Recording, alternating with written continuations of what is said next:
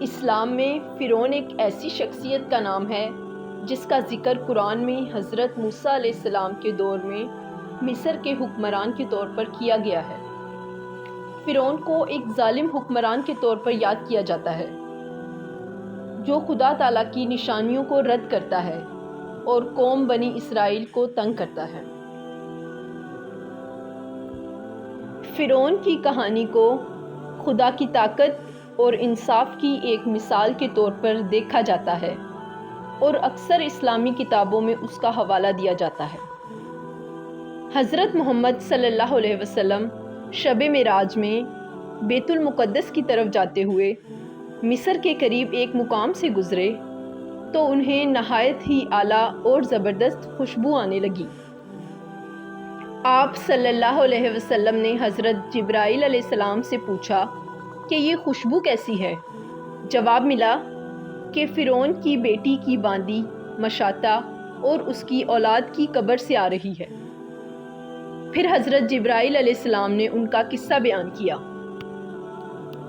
مشاطہ فرعون کی بیٹی کی خادمہ تھی اور وہ خفیہ طور پر اسلام قبول کر چکی تھی۔ ایک دن فرعون کی لڑکی کو کنگھی کرتے ہوئے اس کے ہاتھ سے اتفاق سے کنگھی گر پڑی۔ وہ اٹھانے لگی تو اس کی زبان سے بے ساختہ بسم اللہ نکل گیا۔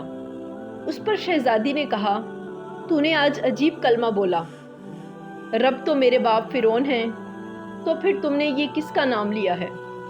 اس نے جواب دیا، فرعون رب نہیں ہے، بلکہ رب وہ اللہ ہے جو مجھے، تجھے اور خود فرعون کو روزی دیتا ہے۔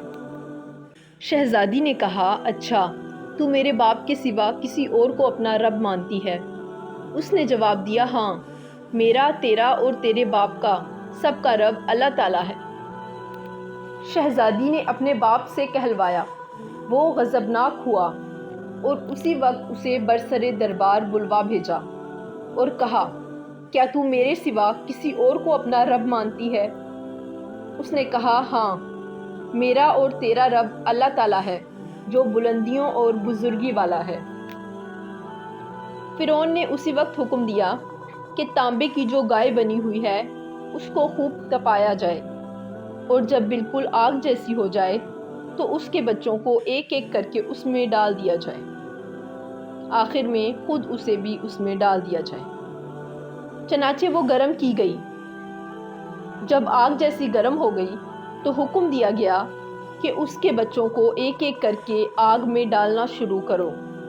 مشاطہ نے کہا، بادشاہ، میری ایک درخواست منظور کرو، وہ یہ کہ میری اور میرے ان بچوں کی ہڈیاں ایک ہی جگہ ڈال دینا۔ فرعون نے کہا، اچھا، تیرے کچھ حقوق ہمارے ذمہ ہیں، اس لیے یہ منظور ہے۔ اس کی دونوں بچیاں اس کی آنکھوں کے سامنے آگ میں ڈال دی گئیں اور وہ فوراً جل کے راکھ ہو گئے۔ پھر سب سے چھوٹے کی باری آئی جو ماں کی چھاتی سے لگا ہوا دودھ پی رہا تھا۔ فرعون کے سپاہیوں نے اسے گھسیٹا تو اس نیک بندی کی آنکھوں تلے اندھیرا چھا گیا۔ اللہ تعالیٰ نے اس بچے کو اسی وقت زبان دے دی اور اس بچے نے آواز بلند کہا، اماں جان افسوس نہ کر، اماں جان ذرا بھی پس و پیش نہ کرو، حق پہ جان دینا ہی سب سے بڑی نیکی ہے۔ چنانچہ انہیں صبر آ گیا۔ اس بچے کو بھی آگ میں ڈال دیا گیا اور آخر میں ان کی ماں کو بھی آگ میں جلا کر مار دیا گیا۔ یہ خوشبو کی مہکیں ان کے جنتی محل سے آ رہی ہیں۔